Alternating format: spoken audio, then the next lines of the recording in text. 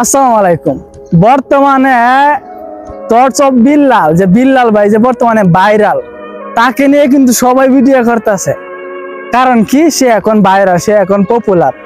তো একটা কথাই জানেন যে মানুষ যখন শুরু করে তখন কেউ দাম দেয় না, যখন সফলতা অর্জন করে তখন সবাই দাম দেয়, সবাই তাকে নিয়ে উৎসাহ করে, সবাই তাকে নিয়ে মানে ভিডিও করে, সবাই তাকে অভিনন্দন জানায়, তাই না? তো এইটা হচ্ছে মূল বিষয়, যে আপনি যতদিন পর্যন্ত সফল না হবেন ততদিন পর্যন্ত আপনাকে কেউ দাম দিবে না। আমি অনেকজনের কাছ থেকে আমি ইন্সপায়ার হই। তোর সব বিল্লাল ভাই আছে এবং আছে রিপন ভাই, এমন অনেকজন আছে, আমি তাদের কাছ থেকে ইন্সপায়ার হই, অনুপ্রাণিত হই যে তারা যদি পারে আমি কেন পারবো না। তারা কিন্তু দেখিয়ে দিছে যে আমরা পারছি। আমি তোর সব বিল্লাল ভাইয়ের মতো হতে চাই না, আমি তার থেকে অনুপ্রেরণা নিয়ে আমি আমার মতো হতে চাই।